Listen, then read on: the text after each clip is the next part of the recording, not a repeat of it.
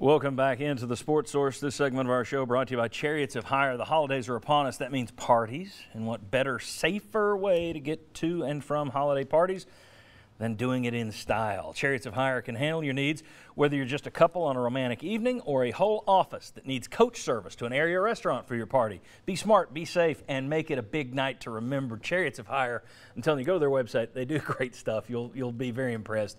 You do it once, you're going to do it more often. It's great. Chariots of Hire. All right, back to our big board where we keep adding names over there. But right now, you look at the orange names, the last two columns there, those are your guys with Tennessee connections. Some of those are ridiculous long shots, just to make that clear again. We're just putting them out there. People always ask about VFL, so I tried to list just about everybody up there. Josh Ward just pointed out, I left one NFL UT guy out, Derek Dooley. And he's right. All right. An obvious name, John. Cheney, no. Chavis, he's never wanted to coach, to be a head coach, never really fought for it. Dave Clawson has been good everywhere he's been except for 1 year here.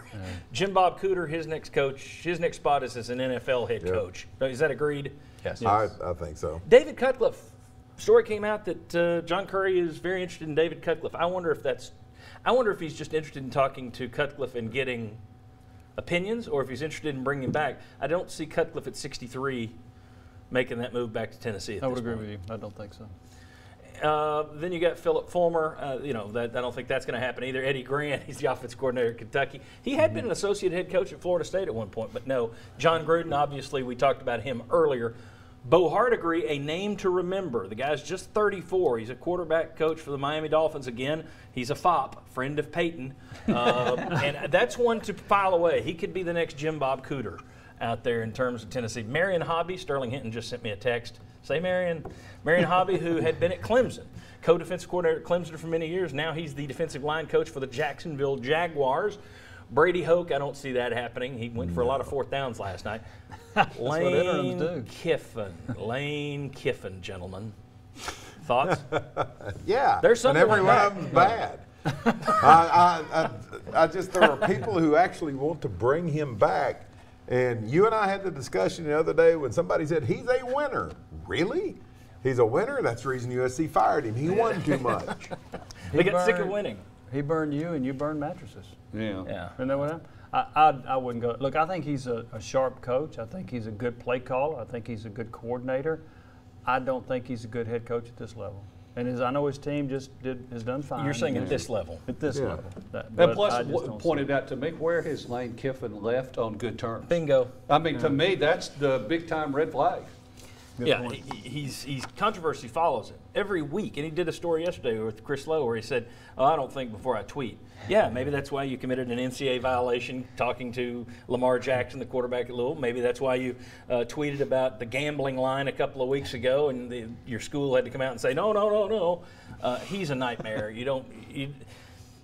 That would be the equivalent of, well, I divorced her once she burned the house down, but, man, she's pretty. I'm bringing her back. Good luck with that. All right, Peyton Manning, I always get questions about that. He has said time and again he's not going to be a coach. Guys who know him, like Tony Dungy, said he couldn't be a coach. I mean, he works too hard. He's got too much talent. That would be like Michael Jordan trying to coach to me, or which Larry Bird work, trying to coach to Although me. Bird was okay. But I mean, but they expect Johnson, so much. Yeah, they expect so much. That's rare that a great Peyton great wants player to be becomes a great the coach. GM, kind of like John Elway, I think. All right, Doug Marrone. Now, head coach of the Jacksonville Jaguars, who are actually doing well. He coached here at Tennessee for a year. He'd been a head coach at Syracuse. His name's been bandied about. Any belief in Doug Marrone? Again, you're talking about a guy who would have to leave a winning team in the NFL and burn that bridge. I don't think it's likely, John. I do know there's some people at Tennessee that like him. I think Philip Fulmer likes him a lot. And he's also the son-in-law of Boots Donnelly. Exactly. I knew Boots. I know Boots. I like him, but I just don't see with the NFL schedule and all that he would be able to come here. And I like Boots too. T. Martin, I mean, he's supposedly being interviewed by Georgia Southern. You're not going to go interview if you're head coach somebody that's getting interviewed by Georgia Southern, maybe in the future. Casey Rogers, I wanted this list up here weeks ago because I wanted to have these out of left field names. Casey Rogers came out this week. I don't think it's serious, but apparently New York Daily News reported that Tennessee has reached out to him to talk. So it's one to talk about. He's defensive coordinator for the New York Jets. Randy Sanders, no. Kevin Steele got his name in the mix, former Vol player, best friends with John Chavis. would have been Hitter's defensive coordinator if he hadn't given up 70 points in a bowl game a few years back. I don't think he's a serious consideration. Maybe to come back as coordinator. Maybe, yeah, on that. And then we got Justin Wilcox at Cal. No. Frank Wilson at UT San Antonio. No.